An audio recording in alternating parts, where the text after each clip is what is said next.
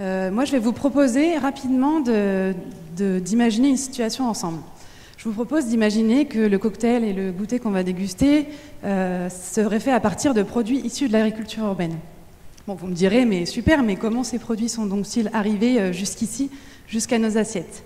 Et encore plus quand on est à Paris, au sein de la métropole, et qu'on connaît la circulation parisienne, les durées pour traverser la capitale. Eh bien justement, moi c'est la question que je me suis posée au sein de la chaire en menant une étude entre 2020 et 2021 pour justement mieux comprendre comment ces produits de l'agriculture urbaine étaient distribués et comment ils arrivaient de la ferme jusqu'à nos assiettes. Et donc j'ai enquêté une vingtaine de producteurs urbains parisiens en les rencontrant et pour mieux comprendre tous ces aspects logistiques.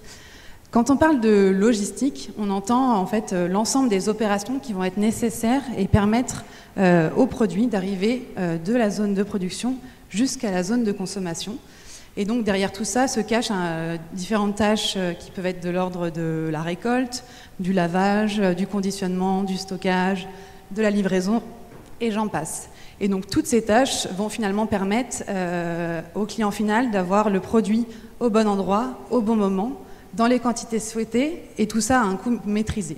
Donc vous me direz, c'était quand même un sacré challenge. Et donc, au sein de l'étude que j'ai menée, les producteurs, pour la majorité, ils sont sur des produits ultra frais, des produits à haute valeur ajoutée, et qui vont être cueillis à maturité, et donc très périssables à partir du moment où ils vont être récoltés. Et donc c'est tout l'intérêt de l'agriculture urbaine que d'être sur cette ultra fraîcheur, justement. Et donc, le fait que ces produits soient ultra frais à maturité va demander un certain nombre de tâches logistiques pour assurer la fraîcheur tout au long de la chaîne. Au début de cette étude, j'avais en tête que l'agriculture urbaine, les producteurs étaient à forte proximité des consommateurs, de vous et moi, et donc que cette agriculture urbaine aurait tendance à favoriser la vente directe et justement à rapprocher les consommateurs des producteurs en créant de vrais liens. Et tout ça, en plus, avec peu de transport, peu de stockage et peu d'emballage. Et pourtant, les résultats de l'étude montrent que finalement, être en ville n'est pas toujours gage de facilité. Donc, comme je le disais, il y a tout un tas de débouchés à proximité des consommateurs.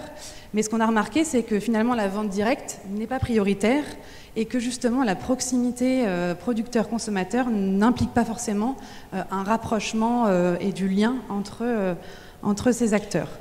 Et finalement, l'agriculture urbaine, qui est un modèle globalement basé sur le flux tendu, va demander aux producteurs de s'adapter en ajoutant un certain nombre de tâches qui vont être des tâches d'ordre de la logistique pour justement assurer la fraîcheur de ce produit tout au long de la chaîne.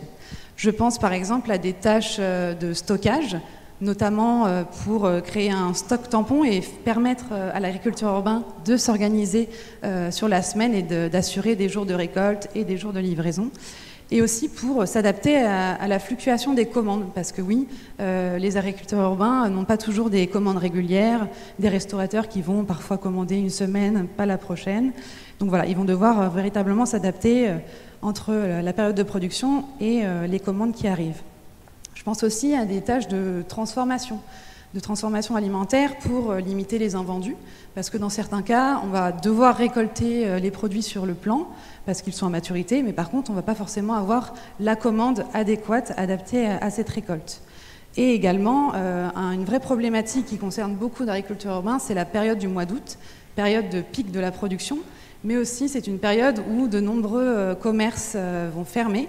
Et donc, pour s'adapter à cette fluctuation dans la demande, ils vont parfois passer par de la transformation alimentaire. Et enfin, bien sûr, des tâches de livraison pour pouvoir distribuer tous ces produits à différents clients qui vont être répartis un peu partout dans la capitale. Et donc, derrière toutes ces tâches, se cache du temps, de la main-d'œuvre et bien sûr des coûts et qui ne sont pas forcément pris en compte par les agriculteurs urbains à l'origine du projet. Autre constat, c'est que l'agriculture urbaine parisienne, finalement, elle est assez originale.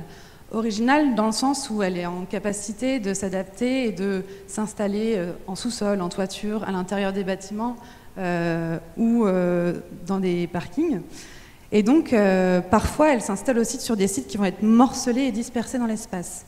Ce qu'on retrouve dans le panel des 20 producteurs, c'est que 7 d'entre eux disposent de plus d'un site de production, parfois 2, 3, 4, et qui ne sont pas forcément à côté les uns les autres. Donc derrière tout ça, ça va demander finalement du transport et une organisation intersite qui va davantage complexifier leur logistique.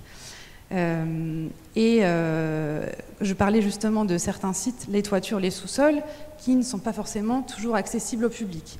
Et qui dit pas d'accessibilité au public va demander d'aller vendre dans d'autres espaces et donc qu'il n'y aura pas forcément de la vente directe à la ferme.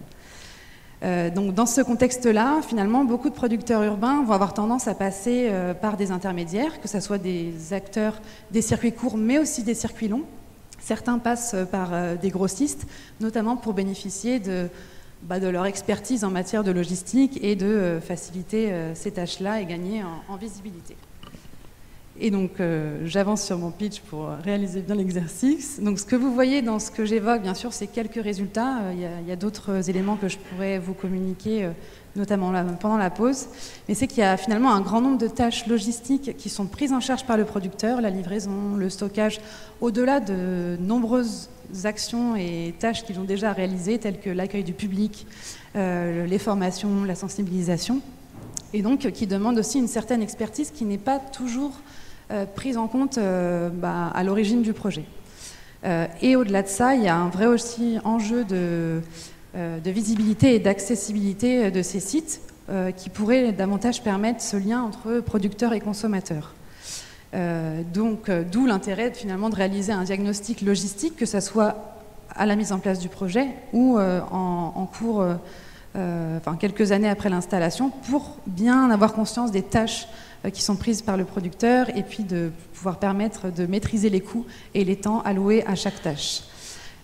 D'autres études ont été réalisées, notamment une à Marseille avec un groupe d'étudiants qui a justement révélé qu'il y avait d'autres organisations logistiques qui étaient mises en place par des agriculteurs urbains, notamment liées au contexte et la morphologie de l'espace.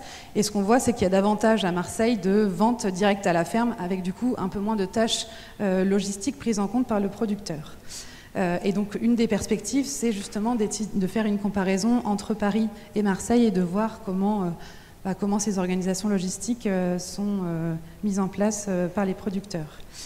J'en ai fini, et donc si vous souhaitez en savoir plus, on a publié un article avec Gwenaëlle Raton de l'Université Gustave Eiffel sur justement la localisation urbaine et les impacts sur la logistique des agriculteurs urbains. On a fait aussi un webinaire qui est présent sur YouTube, et puis n'hésitez pas pendant la pause à échanger avec moi pour que je réponde à vos questions. Je vous remercie.